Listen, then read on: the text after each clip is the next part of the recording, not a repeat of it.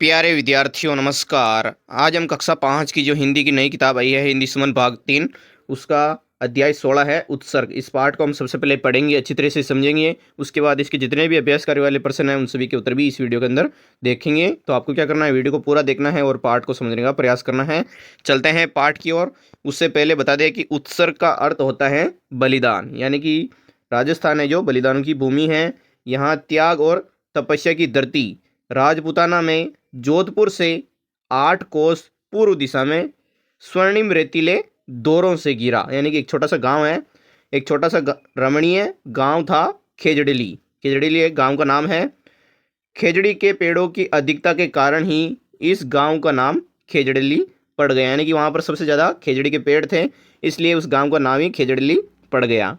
गांव की सुंदरता अनायास ही सबका मन मोह लेती थी, यानी कि चारों तरफ खेजड़ी खेजड़ी हैं, हरी भरी हैं, तो वहाँ पर सभी को अच्छा लगता है और गांव भी सुंदर लगता है। गांव के सभी लोग प्रेम से रहते और खेती बाड़ी करते हुए भाईचारे से अपना खुशहाल जीवन व्यतीत करते हैं, यानी कि गाँव में सभी गाँव में देखते हैं हम कि सभी लोग आराम से रहते हैं और खुशहाल रहते हैं। गाँव के लोग प्रकृति और जीव जंतु से अगाध प्रेम करते थे, यानी कि जो प्रकृति है, हमारी धरती माँ है, और जीव जंतु हैं उनसे प्रेम करते थे।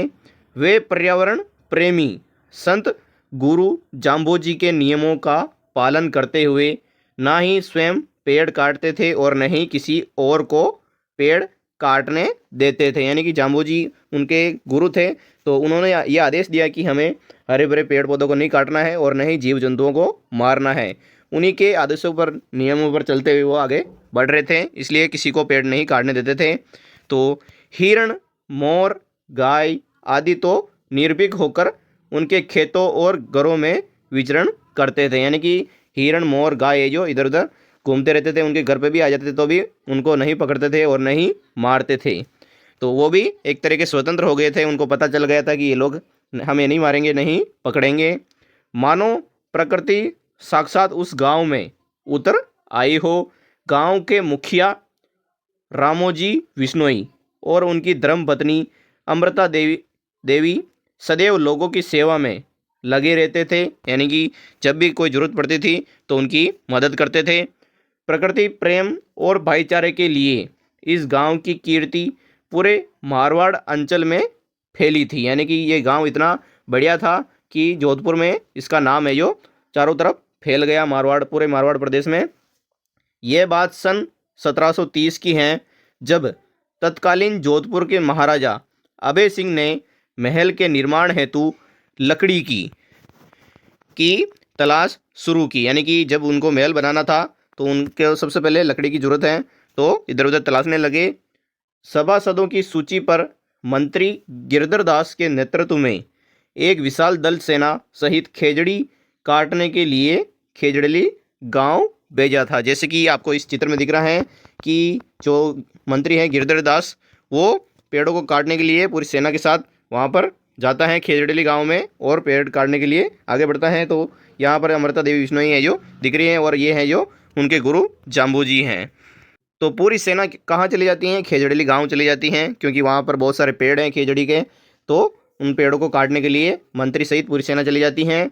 मंत्री गिरधर दास ने खेजड़ली गांव में जाकर अपना शिविर लगाया, यानी कि सेना का शिविर होता है, वहाँ पर डेरा डाल दिया तथा खेजड़ी काटने की तैयारी करने लगे सभी सैनिक। तो प्रातःकाल का सूर्योदय, यानी कि जब सुबह हुई तो सूर्योदय हुआ है, अपनी लालिमा से रक्तिम इतिहास की ओर संकेत कर रहा था, यानी कि एक नया इतिहास इसमें जुड़ने जा रहा था, जिसे पढ़ पाना सीधे साधे लोगों की समझ से बाहर की बात है, यानी कि बहुत सारे लोग इसे समझ नहीं पाएंगे, प्रकृति प्रेमियों वालों को। रामोजी खेत पर जाने की तैयारी में मशगूल थे, यानी कि वो खेत जा रहे थे, तो अमृता देही बिलोने में व्यस्त थी, यानी कि वो दही बिलो रही थी। पक्षियों का कलरव और बिलोनों की आवाज़ का मिश्रण एक मधुर प्राकृतिक संगीत का निर्माण कर रहा था, यानी कि जब छाछ बुलाते हैं तो उसकी एक अच्छी आवाज़ आती है, मधुर आवाज़ आती है, और जो पशु पक्षी हैं उनकी भी आवाज़ आती रहती है मॉर्निंग में। अमृता की तीनों पुत्रियां अणसी, रत्नी और बागू खेलती खेलती गांव के बाहर टीले पर पहुंची, यानी कि उसकी तीनों बेटियां हैं वो कहाँ जाती हैं, खेलती खेलती गांव के बाहर एक बड़ा सा टीला है वहां पर पहुंचती हैं। तो अचानक खेजड़ी पर चलते कुल्हाड़ों की आवाज़ ने उनका ध्यान आकर्षित किया है। वो वहां पर देखती हैं टीले पर कि जो खेजड़ी के पेड़ हैं वहां पर सैनिक है जो पेड़ काट रहे हैं खेजड़ी के। जैसे ही वे दोरों के ऊपर पहुंची अणसी के मुंह से आह निकली, अरे ये लोग यहाँ खेजड़ी काट रहे हैं। रत्नी आगे बढ़ते हुए बोलती हैं, ये इतने निर्दयी कौन हो सकते हैं, यानी कि इनको दया नहीं आ सकती क्या, इन पेड़ों को काट रहे हैं जो हमारी माता समान खेजड़ी काट रहे हैं। ये कौन बोलती हैं, रत्नी बोलती हैं। और फिर उसकी तीसरी बेटी बोलती है, बागू बोली, हमें जल्दी से घर जा चलकर माँ को ये बात बतानी चाहिए ताकि समय रहते इन्हें रोका जाए, अन्यथा अनर्थ हो जाएगा, यानी कि सभी पेड़ों को ये काट कर ले जाएंगे। तो तीनों बहनें घबराई हुई सिर पर पांव रखकर घर की ओर भागी। हाँफते हुए जैसे ही दरवाजे में प्रवेश किया, रामोजी दौड़कर आए कि क्या हुआ, तुम बेटियों को इतने तुम घबराई हुई क्यों हो। तो अणसी दौड़कर अमृता की गोद में जा गिरी। तो अमृता कुछ समझ पाती इससे पहले रत्नी बोली, जंगल में राजा के लोग खेजड़ी काट रहे हैं। अगर समय रहते हमने कुछ नहीं किया तो सारी खेजड़ियाँ कट जाएगी और गांव उजड़ जाएगा, यानी कि गांव में एक भी पेड़ नहीं बचेगा। तो अमृता देवी ने अपने पति रामोजी का आह्वान करते हुए कहा, हमें चलना चाहिए और उन्हें रोकना चाहिए। हमें जाम्बोजी द्वारा बताए गए नियम जीव दया पालनी रुख लीलो नहीं गावे, यानी कि लीलो पेड़ को नहीं काटना है, बोली जीव चला जाए का पालन करना चाहिए।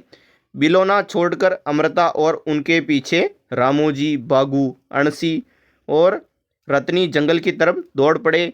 इसकी सूचना खेजड़ली गांव तथा आसपास के लोगों में भी तेजी से फैल गई कि वहां पर है जो सैनिक अभय सिंह के सैनिक है जो खेजड़ी काट रहे हैं। तथा आसपास के प्रकृति प्रेमी बिश्नोई पंथ के अनुयायियों ने भी खेजड़ेली गांव पहुंचने का प्रण लिया कि हमें भी वहां पर चलना चाहिए, पेड़ों को काटने से रोकना चाहिए। और जहां था वहां से खेजड़ेली की ओर दौड़ पड़ा। तो अमृता जंगल में पहुंची जहां खेजड़ी पर कुल्हाड़ी चल रही थी। उन्हें रोकने का इशारा किया कि तुम रुक जाओ, पेड़ों को मत काटो। इसका प्रतिकार करते हुए, यानी कि नहीं मानते हुए उनकी बातों को, मंत्री गिरधर दास आगे आया। अमृता ने विनम्रतापूर्वक उनसे कहा कि खेजड़ी नहीं काटने का आग्रह किया कि तुम खेजड़ी मत काटो प्लीज़। परंतु गिरधर दास ने अमृता की एक नहीं सुनी और सत्ता के नशे में चूर होकर राजाज्ञा का पालन करने की बात की, यानी कि उसने कहा है कि हमें राजा का आज्ञा मिली है कि इन पेड़ों को काटो। तो सिपाही कुल्हाड़ी लेकर पेड़ों को काटने के लिए उद्यत होते। उसी समय सिंहनी के समान गर्जना करती हुई, यानी कि सिंह शेरनी के समान गर्जना जोर से चिल्लाती हुई अमृता अपने पति और बच्चियों सहित आगे आती हैं। अमृता कहने लगी, अमृता बोली, आवती करडो मन में कोड रुख अमर में राखिशा हुए न क्यों होड़। ये कहती हुई अमृता पेड़ों से लिपट गई और सिपाही सियनी की गर्जना से सहम गए, यानी कि वो एक तरफ डर गए थे एक बार तो, और पेड़ों की कटाई बंद करके सेनापति के पास पहुँचे। और भंडारी यह सुनकर तिलमिला गया और अमृता के पास आकर कहा, आप अपने घर जाइए, यानी कि हमें अपना काम करने दीजिए और आप घर पर चले जाइए, हमें सूर्यास्त होने तक सारे पेड़ काटने हैं। अमृता ने अपने अटल इरादे प्रकट करते हुए कहा, ये खेजड़ी हमारी माँ है, हम सिर कटवा देंगे परंतु पेड़ नहीं कटने देंगे।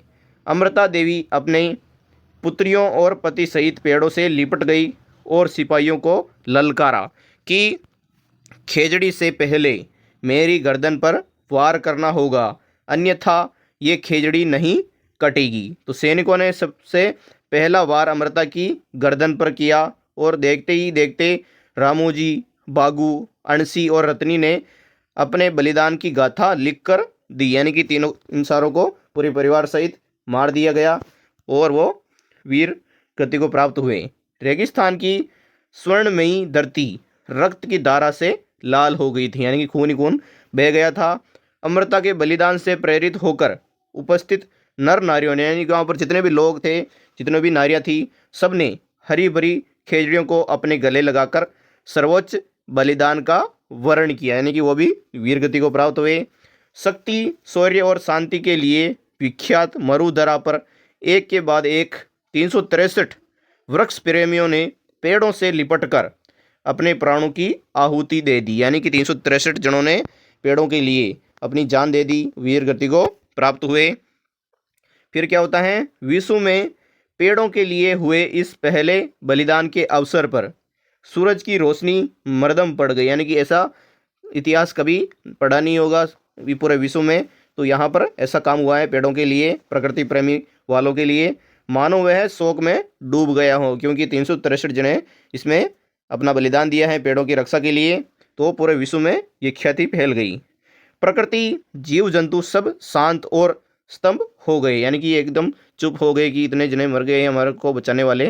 वीरता और शौर्य के लिए जग प्रसिद्ध राजपुताना की धरती पर खून की नदियां बहने लगी और पेड़ों की रक्षा में किया जाने वाला यह अनूठा बलिदान जब राजा अभय सिंह के संज्ञान में आया, यानी कि जब उसको पता चला राजा को, अभय सिंह को, कि वहाँ पर 363 जने मर गए हैं पेड़ों को बचाने के चक्रों में, तो उनको बहुत दुख हुआ कि ये नहीं होना चाहिए, मुझे पेड़ नहीं काटना चाहिए था। उन्होंने इस निर्दयी घटना पर पश्चाताप किया, यानी कि उसको पश्चाताप हुआ कि मैंने बहुत बड़ा पाप किया है, और विश्नोई बाहुल्य गांवों में हरे वृक्ष नहीं काटने का आदेश दिया, यानी कि उन्होंने आदेश दिया कि अब पेड़ नहीं काटने जहाँ पर विश्नोई संप्रदाय के लोग रहते हैं, क्योंकि वो अपनी जान दे देंगे लेकिन पेड़ नहीं काटने देंगे। पर्यावरण संरक्षण के लिए इसे अनूठे बलिदान से प्रेरणा लेते हुए सुंदरलाल बहुगुणा ने चिपको आंदोलन चलाया। चिपको आंदोलन कहाँ चलाए? ये हिमाचल उस साइड में चलाए, उत्तरी भारत में। आज भी खेजड़ली गांव में 363 नर नारियों के बलिदान की याद में प्रतिवर्ष भाद्रपद शुक्ल दशमी को, यानी कि भाद्रपद महीने की शुक्ल दशमी को यहाँ पर मेला लगता है, विशाल मेला। तो एक बढ़िया सा पाठ था ये। हमें ये सीखने को मिलता है कि हमें प्रकृति को कोई नुकसान नहीं पहुंचाना चाहिए और उनकी रक्षा करने का हमारा दायित्व है और कर्तव्य भी है, और जीव जंतु भी, उनको भी जीने का अधिकार है, उनको भी परेशान नहीं करना चाहिए। अब हम इस पाठ के जितने भी अभ्यास कार्य वाले प्रश्न हैं उन सभी के उत्तर देखेंगे। पहला प्रश्न है, महाराजा के सामने लकड़ी की समस्या क्यों आई, इसका उन्होंने क्या समाधान निकाला? तो इसका उत्तर है, महाराजा अभय सिंह को महल निर्माण के लिए बहुत अधिक लकड़ी की आवश्यकता पड़ी। इस समस्या के समाधान के लिए उन्होंने खेजड़ी के पेड़ कटवाने का आदेश दिया और मंत्री गिरधर दास को सैनिकों के साथ खेजड़ी गांव भेजा। दूसरा प्रश्न, अमृता देवी और ग्रामवासियों के सामने क्या समस्या आई, क्या उसका कोई अन्य समाधान संभव था? इसका उत्तर है कि अमृता देवी और ग्रामवासियों के सामने खेजड़ी के पेड़ों को कटने से बचाने की समस्या आई। उनके लिए पेड़ों की रक्षा के अलावा कोई अन्य समाधान संभव नहीं था, क्योंकि खेजड़ी को वे अपनी माता के समान मानते थे। ये इसका उत्तर हो गया। अगला है प्रश्न तीसरा, अमृता देवी जब खेजड़ी के पेड़ों को काटने से रोकने गई तो किसने उसका साथ दिया? इसका उत्तर है, अमृता देवी का साथ उनके पति रामूजी, बेटियां आश्री, रत्नी, बागू तथा खेजड़ली गांव और आसपास के 363 नर नारियों ने उनका साथ दिया था। ये इसका उत्तर हो गया। अगला है प्रश्न चौथा, यदि अमृता देवी के स्थान पर आप होते तो क्या करते? तो बहुत अच्छा प्रश्न है। इसका उत्तर है, यदि मैं अमृता देवी के स्थान पर होता तो मैं भी पेड़ों की रक्षा के लिए खड़ा होता और पर्यावरण बचाने के लिए हर संभव प्रयास करता। ये इसका उत्तर हो गया। अगला प्रश्न है सोचो और लिखो वाले, जिसका पहला है बहुविकल्प प्रश्न, जोधपुर के महाराजा को लकड़ी की आवश्यकता क्यों पड़ी? तो इसका राइट आंसर क्या हो जाएगा? ब, यानी कि महल के निर्माण के लिए उसको लकड़ी की आवश्यकता पड़ी। ख वाला प्रश्न, खेजड़ली गांव में कितने वृक्ष प्रेमियों ने अपने प्राणों की आहुति दी? तो 363। इसका आंसर भी क्या हो जाएगा? ब, यानी कि दोनों का आंसर क्या हो जाएगा? ब हो जाएगा। अगला प्रश्न है दूसरा, निम्नलिखित प्रश्नों के उत्तर लिखिए। क वाला है, खेजड़ली गांव की भौगोलिक स्थिति कैसी थी? इसका उत्तर है, खेजड़ेली गांव जोधपुर से लगभग 8 कोस पूर्व दिशा में रेतीले दौरों के बीच स्थित एक छोटा सा रमणीय गांव था। ये इसका उत्तर हो गया। अगला प्रश्न, अमृता देवी के आह्वान पर कितने लोगों ने बलिदान दिया? तो अमृता देवी के आह्वान पर 363 नर नारियों ने बलिदान दिया। अगला प्रश्न, खेजड़ेली बलिदान की घटना का जब राजा को पता चला तो उन्होंने क्या निर्णय लिया? इसका उत्तर है कि जब राजा अभय सिंह को इस घटना का पता चला तो उन्होंने पश्चाताप किया और विश्नोई बहुल्य गांवों में हरे वृक्ष न काटने का आदेश दिया। अगला प्रश्न, ग वाला, वर्तमान में पर्यावरण प्रदूषण की स्थिति पर विचार करते हुए पर्यावरण प्रदूषण से बचने के लिए उपायों पर एक अनुच्छेद लिखिए। इसका उत्तर है, वर्तमान समय में पर्यावरण प्रदूषण एक गंभीर समस्या बन गया है। वायु, जल और भूमि सभी प्रदूषित हो रहे हैं। इससे मानव जीवन और जीव जंतुओं पर बुरा प्रभाव पड़ रहा है। पर्यावरण प्रदूषण से बचने के लिए अधिक से अधिक वृक्ष लगाने चाहिए, प्लास्टिक का प्रयोग कम करना चाहिए, वाहनों का सीमित उपयोग करना चाहिए तथा स्वच्छ ऊर्जा का उपयोग करना चाहिए। साथ ही जल, जंगल और ज़मीन की रक्षा करना हम सभी का कर्तव्य है। ये इसका उत्तर हो गया। अगला प्रश्न है, आपको कहानी का सबसे रोचक हिस्सा कौन सा लगा और क्यों? इसका उत्तर है, मुझे कहानी का सबसे रोचक हिस्सा अमृता देवी और 363 नर नारियों का खेजड़ी के पेड़ों से लिपटकर बलिदान देना लगा, क्योंकि यह पर्यावरण की रक्षा के लिए दिया गया अद्भुत और प्रेरणादायक बलिदान है। अगला प्रश्न है, च वाला, महाराजा के सामने लकड़ी की समस्या क्यों आई? इसका उन्होंने क्या समाधान निकाला? इसका उत्तर है, महाराजा अभय सिंह को महल के निर्माण के लिए लकड़ी की आवश्यकता पड़ी। इस समस्या के समाधान के लिए उन्होंने खेजड़ी के पेड़ कटवाने का आदेश दिया और मंत्री गिरधर दास को खेजड़ीली गांव भेजा। अगला प्रश्न है 6 वाला, कि अमृता देवी और ग्रामवासियों के सामने क्या समस्या आई? क्या उसका कोई अन्य समाधान भी संभव था? तो इसका उत्तर है, अमृता देवी और ग्रामवासियों के सामने खेजड़ी के पेड़ों को कटने से बचाने की समस्या आई। उनके लिए पेड़ों की रक्षा के अलावा कोई अन्य समाधान संभव नहीं था, क्योंकि वे खेजड़ी को अपनी माता के समान मानते थे। ये इसका उत्तर हो गया। अगला प्रश्न रचनात्मक प्रश्न है, जिसका पहला है, लेखक ने कहानी का नाम उत्सर्ग क्यों रखा होगा? कारण लिखिए। इसका उत्तर है, लेखक ने इस कहानी का नाम उत्सर्ग इसलिए रखा है क्योंकि इससे अमृता देवी और 363 नर नारियों ने पेड़ों की रक्षा के लिए अपने प्राणों का उत्सर्ग यानी कि बलिदान किया। यह कहानी त्याग और पर्यावरण प्रेम की मिसाल है।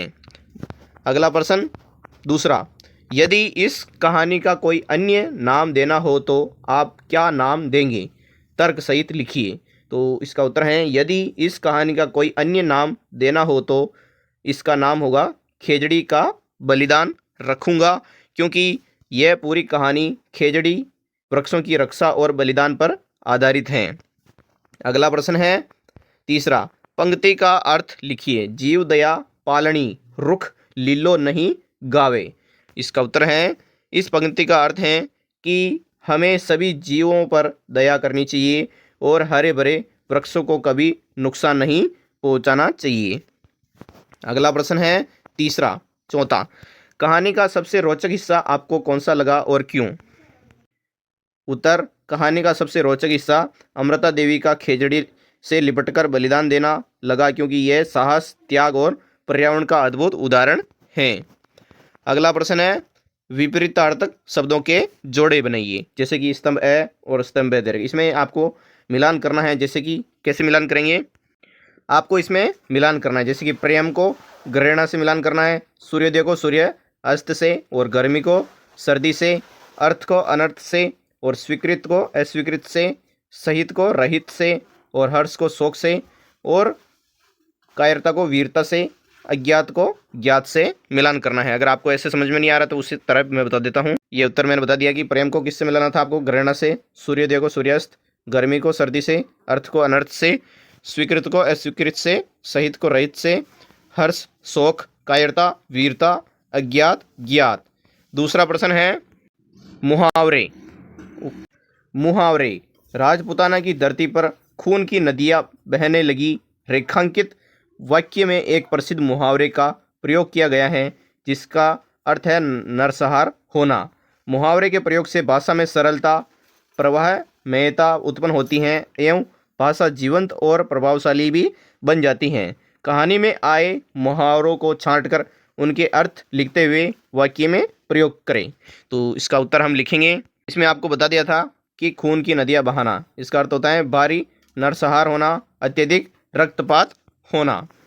और अगला है कहानी में आए जैसे कि सिर पर पाँव रखकर दौड़ना, तो इसका अर्थ है बहुत तेजी से जाना। वाक्य में प्रयोग करेंगे तो खतरे की खबर सुनते ही लोग सिर पर पाँव रखकर खेजड़ेली की ओर दौड़ पड़े, ये इसका अर्थ हो गया।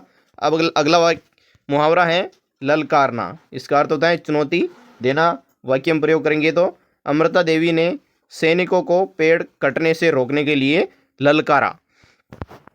अगला है प्राणों की आहुति देना, इसका अर्थ है जीवन का बलिदान देना।